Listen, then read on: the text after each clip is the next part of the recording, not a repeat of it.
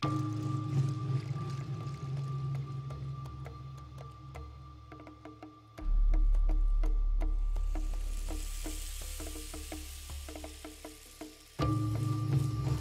chessboard is the world. The pieces are the phenomena of the universe. The rules of the game are what we call the laws of nature. The player on the other side is hidden from us. T.H. Huxley. What is the Glass Bead Game, das Glasperlenspiel? In our case, the Master Game. During a composition of one of his novels, Hermann Hesse spoke of a game of thoughts called the Glass Bead Game that he practiced while he was burning leaves in his garden. As the ashes filter through the grate, he said, I hear the music and see the men and women of the past and future. I see the wise men and women, the poets and the scholars, the scientists, the artists, and the historians, harmoniously building the 100-gated cathedral of the mind. Some people say the game takes place in the 100-gated cathedral of the mind. This is all you really need to know. The Glass Bead Game is an amalgamation of thoughts and spiritual values of all the ages, perceived as being present and vitally alive. The game is capable of expressing and establishing interrelationships between the content and conclusions of nearly all scholarly disciplines. The Glass Bead Game, the Master Game, is, thus, a method of playing with the total contents of our value and culture. For even 2 out of 1,000 stringently played games to resemble each other, even more than superficially, is not possible. Even if it did happen that 2 players by chance were to choose the same small assortment of themes for the content of their game, the 2 games would present an entirely different appearance. They would run an entirely different course, depending on the quality of mind, the character, the mood, and the virtuosity of the players. The game board is divided into 4 solar systems of thought: science, philosophy, art, and history. The 4 solar systems contain planets representing disciplines within each area of thought. Some of the symbolic stained windows from the 100-gated cathedral are depicted in the classroom decor. Interpreting the symbols and placing them onto an appropriate planet in a solar system of thought becomes a game project. Examples are the I Ching hexagram of youth from the planet of Chinese wisdom in the system of philosophy, or the meteorological symbol for snow in the system of science. Views from the cathedral windows are seasonally dramatic, and artwork from its archives is always on display. The game itself, I think I may have hinted a number of times before, came about when I read a book called Das Glasperlenspiel by a German author named Hermann Hesse. Now, Hermann Hesse was born in Germany, but he spent most of his life in Switzerland. And Hesse wrote this book called Das Glasperlenspiel, which is German for the Glass Bead Game. But when it was published in England and in America, the title was changed to Magister Ludi. Magister Ludi is Latin for Master of the Game. Now, in this book, there is a society of people who are chosen at a young age because they are considered to be superior in some fashion. And they are identified and eventually selected to go to this special place called Castilla, where they are just intellectually swamped with every intellectual discipline and the arts that they could be. And besides that, they play this game. And the game really involves being able to take various themes of life from the various academic disciplines like science, philosophy, history, and art, the 4 solar systems we have on our game board, and interrelate the knowledge that's in those things. And those that stay at Castilla for their lives are supreme game players. And one of the young guys who gets selected eventually ends up being the Magister Ludi, the master of the game. In the introduction to the novel, it is explained to the reader that there's no way you can read the book and figure out how to play the game. I reread the book again with the intent purpose of taking notes and figuring out how to play the game, even though the introduction said you couldn't. I knew I could fill in the holes and then adapt it to be able to be played by 8th grade students rather than an adult society. So we played the game for a few years, and along comes the worldwide internet. By this time I've done the game maybe 8 or 10 times. So I start to plug in keywords, you know, like Magister Ludi, Hermann Hesse, the author's name, Das Glasperlenspiel, Castilla, Castilians, and things like this. And what comes up? But thousands of hits from all over the world, from people who either claim to play the game, to other people who have invented systems for playing the game, on the challenge that they couldn't do it in the introduction just like I had. And so that's what's going on now.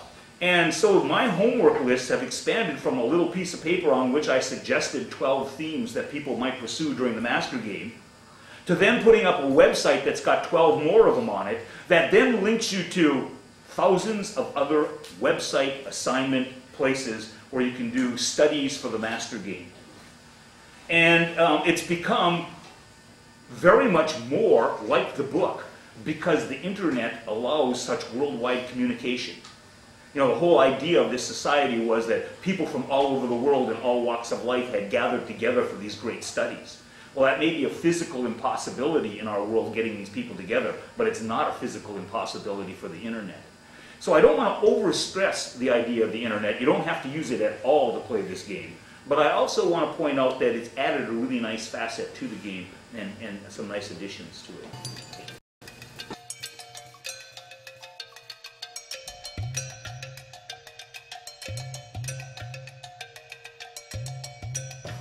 Every master game that gets presented has a theme. The first time that I did the master game was simply called the master game because you don't need a theme when you don't know if you're ever going to do the game twice. You know, it's just called what it is. And since that time, there's been Journey to the East, Operation Manual for Spaceship Earth, Earth, Air, Fire, and Water, and the other 32 games that are named up on the board. And this time, the Conscious Breath. Oftentimes, I'm quite subtle about the game themes. I don't have an awful lot to say about what's going on in them. What is conscious breath? It is being conscious that you are breathing.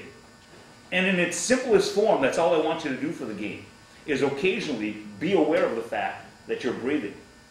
Now, on a more subtle level, of course, you could look at the idea of conscious breath as being something that is, you know, an indication of awareness of life. When I breathe consciously, I'm aware that I'm living. I just typed those two words as key words on a search, conscious breath. I got over 11,000 items. If you want to read about conscious breath, there's a lot of places that you can do it. To play the game, you simply become a game pilgrim for a certain amount of time. Decide you're going to teach the game and become a Magister Ludi. A master of the game requires that you don the vest of universal continuance. I only wear the vest on the one day and the one presentation for the one period where I'm introducing the game. But the vest of universal continuance, mine was given to me on Expeditionary Pilgrimage number 7 by the Universal Protectorate of Educational Continuance, is a symbolic representation that once you declare that you're a master and you can run a game, you're never ever allowed to quit. You universally must continue playing the game, or setting up a game for somebody else to play, or conducting a game, or studying somebody else's game. This doesn't mean that every conscious breath I spend is thinking about the master game. But there has never been a time in 16 years that I've been playing the master game when I haven't been keeping a folder where I start throwing things to start planning the next game. So the Mask of Universal Continuance is very symbolic in a number of ways. First of all, it has glass beads all over it. You know, Das Glasperlenspiel, the Glass Bead Game, the original title of the game. Back in the olden days, when you accomplished something in the sciences or the philosophy or history of art, you were given glass beads corresponding in color to the proper solar system that you worked in, and your award for having accomplished something academically was to get a glass bead which you could display on your vest or on your shirt. However, once Magister Ludis decided to start playing this game in classrooms in public schools, it became impossible to award glass beads, some of which cost as much as $5 or $7 each, and some of which are 2 for $0.25. 144 students playing at one time. It was far too expensive and ridiculously, difficult to keep track of. So we came up with something more symbolic to represent them on our game board. And our game board has science, philosophy, history, and art solar systems on it. A number of planets on it. And it's got some web.comets on it that you can score on it.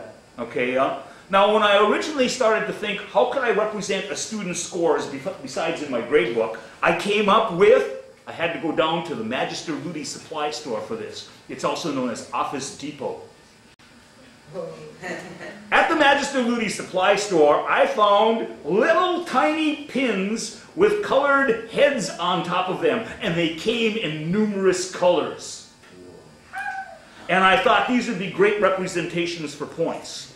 And so, over the course of a game, on the solar system boards, we filled up the planets with thousands of colored beads. At the end of the game, Magister Ludi was required to pull out all of the beads so that you could prepare for playing the next game, only to discover that when you pulled upon the beads, 2/3 of them, the heads came off and the little pins stayed in the board, requiring Magister Ludi with a pair of needle-nose pliers to one by one pull out every single one of those little pins while tearing my shirt and getting my fingers all... They were not a suitable product. So I went back to the Magister Ludi supply store and came upon a great 20th century invention, the Stickum Dot. Comes in multiple colors, has adhesive on the back, has enough room on them so the person can write their name, write a symbol of themselves, put a little design, so that when they peel it off of my sticker sheet and stick it on the bulletin board, it represents something that they accomplished and you can actually identify it and say, see, that one was mine, rather than I'm one of those green dots up there. And so it worked out a lot better. And so glass beads went to little stickum beads and have now progressed to being the Stickum Dot. In the master game, you'll have a special homework list. On this homework list, there will be 10 choices of homeworks to do. Over the next 2 weeks, you're required to do 4 of the 10 choices. However, those 10 choices aren't your only 10 choices. On the master game website, there's another 12 assignments. And besides the assignments being shown right on the front page of the master game website, there is a hyperlink click on that takes you directly to the resource spot where you can get the information to complete the homework. So that's a total so far of, what, about 22 assignments to choose from, of which you need to choose 4, and only 4. If you want to do extra credit ones, you can, but you're required to do 4. 2 of them you have to hand in by this Friday. You can hand them in tomorrow if you want. You can hand in 2 tomorrow and do some extra ones for extra credit if you want. But this Friday, you have to have 2 done. Every time you score in a homework assignment or in a classroom assignment in the master game, you get the regular 3 points that we give for homework.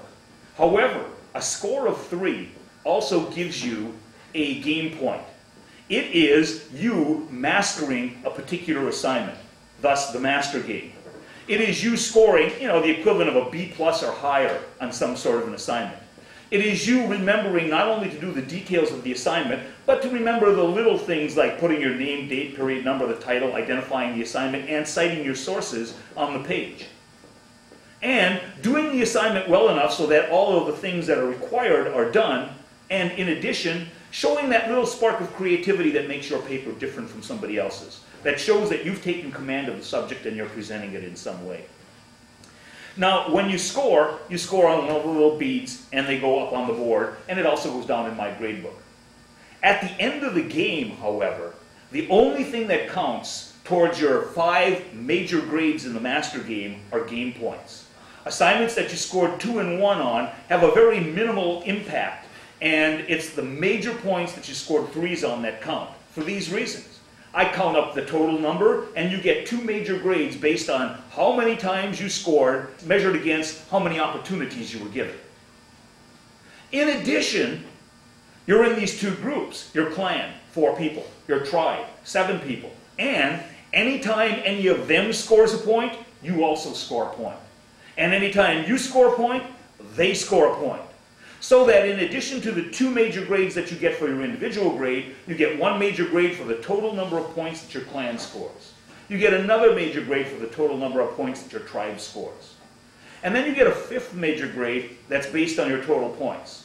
There are some assignments that you might not get a 3 on, you get a 2, you get a 1, but we add up all your total points together and you get another major grade based on how much continual effort you made. That is, your total points. Here's the key factor about groups. I happen to think that group work is what human beings do all the time. Everything we do is group work. Why should you be graded on the basis of what somebody else does? We are all always graded on the basis of what each other does. So now you should be thinking, 2 of my major grades depends on how my group does. I'm not particularly liking that. Except that the master game has this out. When you're working in a group in the master game, there is always enough components for each person to have one. If you're doing a group of 4, there's 4 things that need to be done, and each of those things are assigned to one of the 4 people that are in the group. And you are responsible for, and your individual grade depends on, only you completing your part. Should what a group does have a major impact on what you do? I think it does in our life, but not so much in the master game.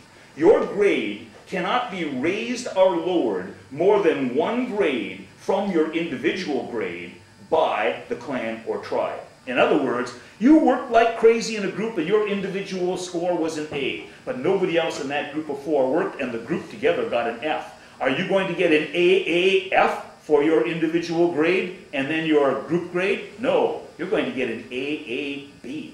You can't be lowered more than 1 by that group. I wish your leadership qualities were such that you could have led them to bigger and better things, but that's not your total responsibility in life. Okay? You could be graded down 1. On the other hand, I was in a really good group. They worked like crazy. The group got an A, except for me. I didn't do a thing. I got an F. Are you going to get an FFA because you hung out with those smart people? No. I wish those smart people could have led you to bigger and better things, but you're going to score FFD. That is, your grade can only be raised 1 by being in a group that did better than you. So, that's in terms of just, what you're trying to accomplish grade-wise. To me, there's always this balance, that the master game really has the purpose of just trying to open you up to the fact that all knowledge is somehow or another related, and we do a lot of projects that try to express the cross-curricular value of your English skills. I'm sitting here doing a history paper, or I'm doing a science project, or I'm studying about philosophers, or I'm actually doing an art project that contains some art and my written explanation of it, but I'm being required to use my English skills in all those areas, and I'm seeing how these various areas relate. The conch sumner at the center of the board is removed to expose the flame in the void. The game begins. Depictions of the 100-gated Cathedral of the Mind are an assignment preoccupation for some players.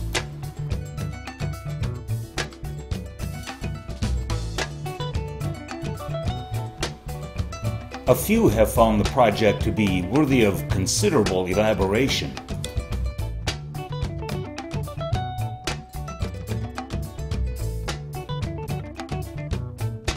In the Atlas Pilgrimage project, 4 clan members are given different latitude and longitude coordinates. They help each other find where in the world they are, then each will research their location to complete items on a pilgrimage report.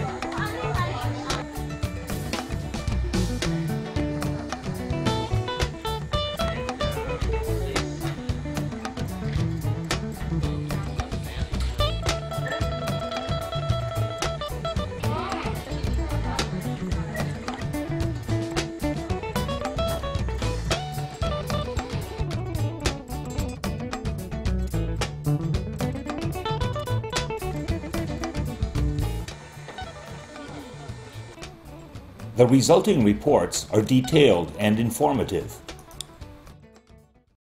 Valencia, Spain is located in Europe.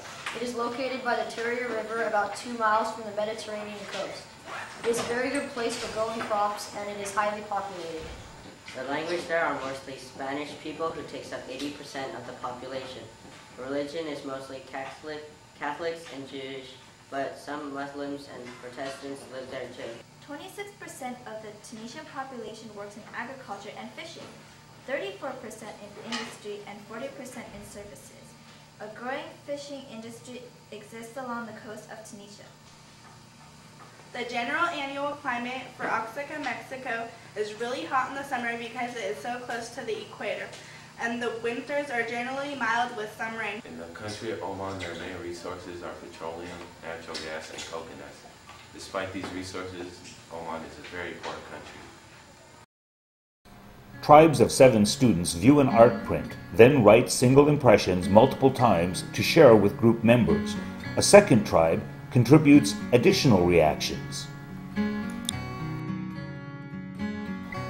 With 14 lines of raw material to manipulate, assemble, and edit, each member creates an individualized composite poem.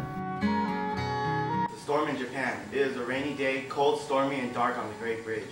It is horrific weather. Gray clouds pour down the water in this late afternoon. Lady in Blue. A lady in blue walks with others. Anger runs down the street along with a girl. Street sign says by way. A lady in blue walks with others, looking sad and tired after work. Blue statues, solemn and mellow. A lady in blue walks with others. The woman reading the book turns a page. Red, blue, green, and black colored rings are together in a row. There are coins in a scale used to weigh and sell. Treasure being weighed, measured, and wanted in this two-dimensional world. An area filled with triumph and sorrow, yet filled with everlasting commotion. Considered to be the main method for ending one's tomorrow, but is the starting of the winner's new emotion. A match that always consists of pain, made all for the entertainment of twisted viewers. Till one man decides to finish the game, one man always has to be the loser. Gentlemen ride out, workers come in. Children working, heat wearing them down. Horses timid as they gaze into the blazing fire. Sounds of pounding echo through the forge as the blacksmith goes about his work. Things move in sequence as if everyone knows what everyone else is thinking. During the Disneyland project, each class is given a poster map depicting the park's themed lands. The maps have enough exterior open space to be divided among 8 4-person clans.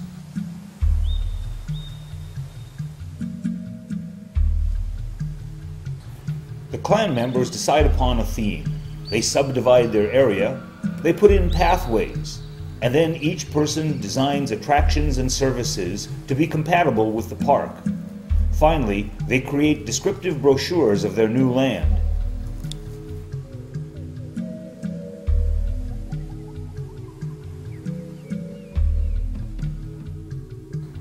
The enhanced maps are displayed with each group's additions attached. Idiom is a figure of speech that can come from any language where the speaker of the idiom doesn't mean what he says, or means what he says plus something else in addition. You're going to write 2 paragraphs today. And in your first paragraph, you're going to explain the literal or actual explanation as to what the words mean in a particular idiom that I'm going to assign to you, and everybody will have a different one. For instance, the idiom, what goes around comes around.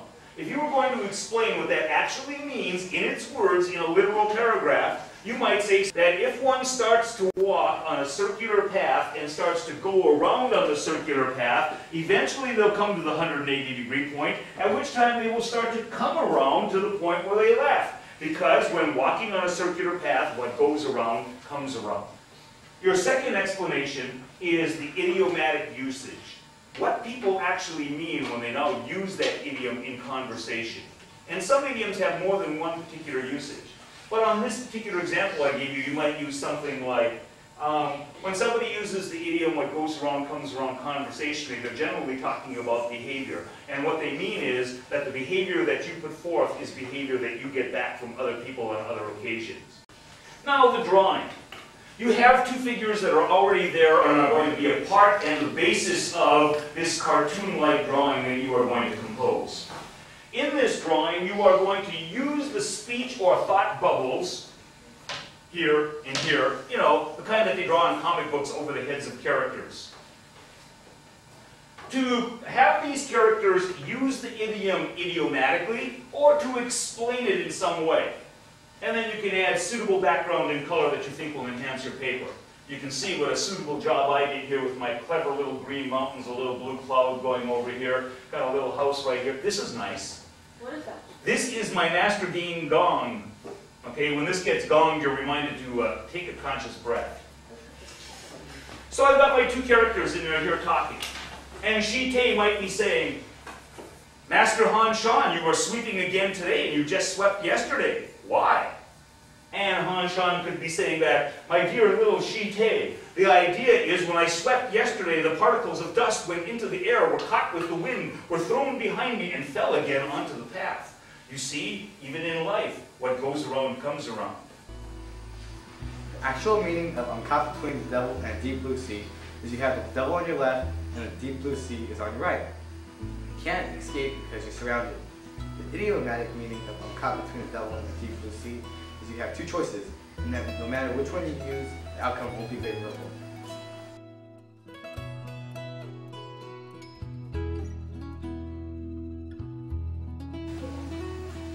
The idiom, the devil in the deep blue sea, means you're in some really big trouble. And since the sea will drown you, you'll be most dead. And the devil will damn you since it's bad, so... If you say the idiom, don't hide your light under a basket, and idiomatically, then you probably mean don't cower down just because life throws you something hard or scary. Don't throw the baby out with the bathwater. You're probably wondering what the saying means. Well, I think it means simply this. Know what you're getting into or what you're throwing out before you do it. This is just a fancy way of saying what you mean. A lot of time people use idioms to stress or emphasize what they're trying to get across. They use it probably when someone is procrastinating. You better act or hurry up before it's too late. You better make hay while the sun shines. There's a method to his madness means there is a reason he is doing this, even though it seems crazy. A person could be building a machine or something in his garage for weeks and weeks, but won't let you see what it is. You start to wonder, and your friend tells you there's a method to his madness. It turns out to be a machine that turns dirt into food. The flash in the pan. This idiom describes the violent sparks inside a cookie pan that happens when cooking carrots and other vegetables at extremely high temperatures. Even though you're not a superior chef, you plan to stir fry some fried rice. Yum. So you notch up the heat to 3, 4, 5. And it's burning. Within seconds, your fabulous meal sizzled, smoked, and set off your fire alarm. You, my friend, have just demonstrated what a flash in the pan means.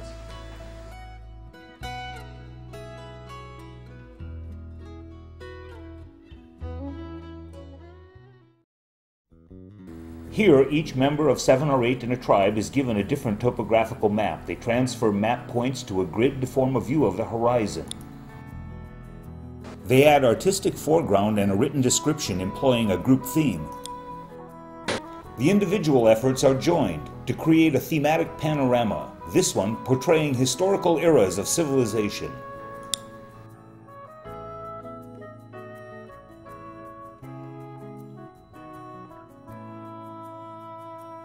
Limited to the size constraints of a mint box, plans of 4 create a shrine of homage to persons or ideas, each contributing an informative panel and artwork.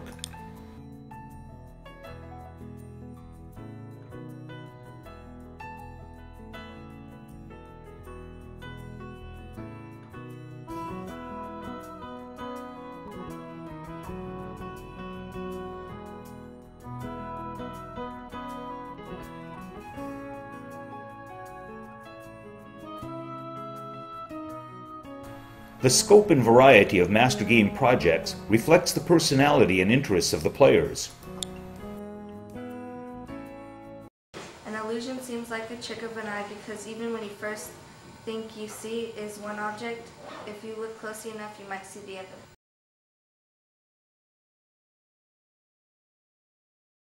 A lute and a lyre have many similarities. They are both old musical instruments. They also have many differences too. A lute looks like a guitar and a lyre looks like a harp. The French Revolution was when France didn't like the way the kings and queens were treating them. It started out like the American Revolution, but it quickly turned into a slaughterhouse. The people on the streets were starving, and the queen said, let them eat cake. The Reign of Terror was through 1793 to 1794. The period of the French Revolution was characterized by a wave of executions of assumed enemies of the state. Absolute zero is a temperature where all motion stops. When you heat something, its atoms travel faster. When you cool something, its atoms travel slower.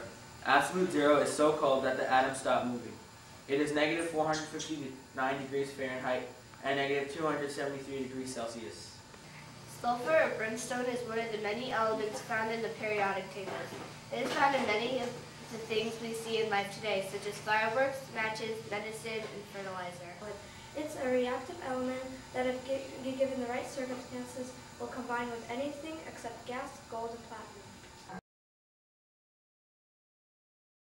Scarabs are made out of a variety of materials, from simple stone to precious metals. They were also believed to symbolize rebirth through the cycle of the scarab beetle. Joshua Norton was the man who proclaimed himself the Emperor of the United States and the Protector of Mexico. Born in 1819 in London, England, in 1849, at the age of 30, he came to San Francisco with only $40. Pointillism is a form of painting where they paint small dots and brush strokes to create a picture. Georges Seurat and his followers started pointillism in the late 19th century in France. Pointillism was a term given to the neo-impressionist system of representing the shimmer of atmospheric light with spots of colored pigment. Tectonic plates are made of continental crust at the very top part of the mantle, a layer of rock inside the earth. Finally, a selection of players' artworks from the game archives.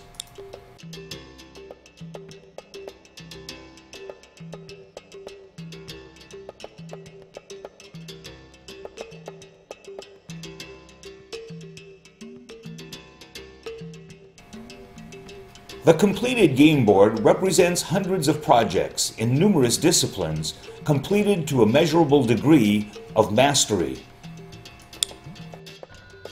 Teacher information on how to conduct a master game, plus student assignments, lesson projects, links to other versions, useful to teachers of any academic discipline.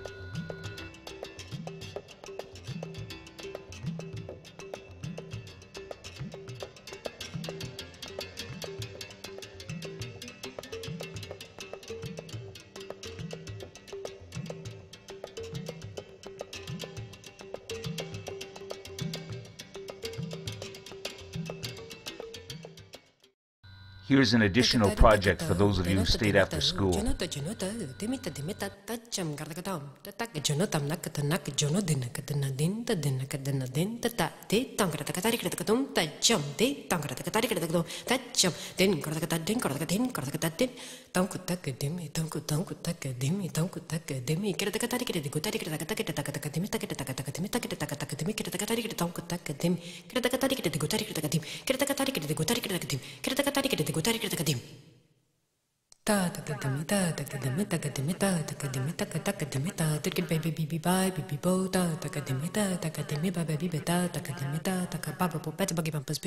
got to get to someone. Beat.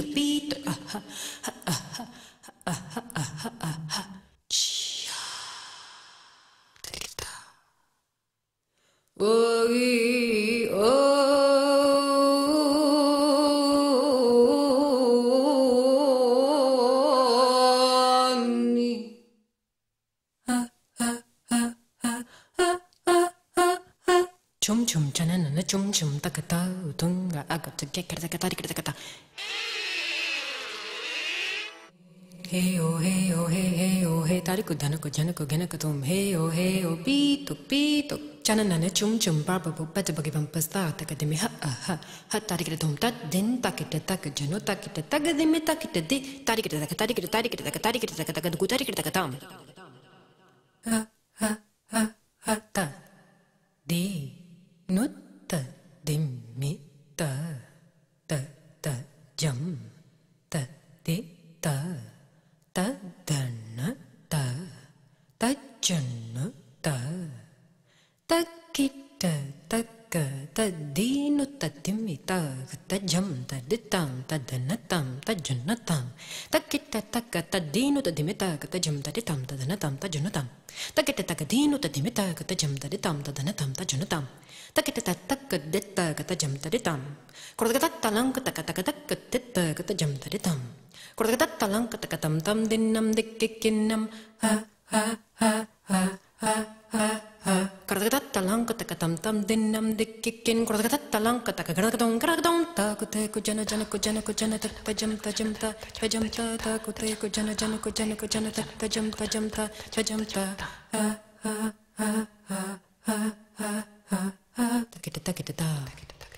takita din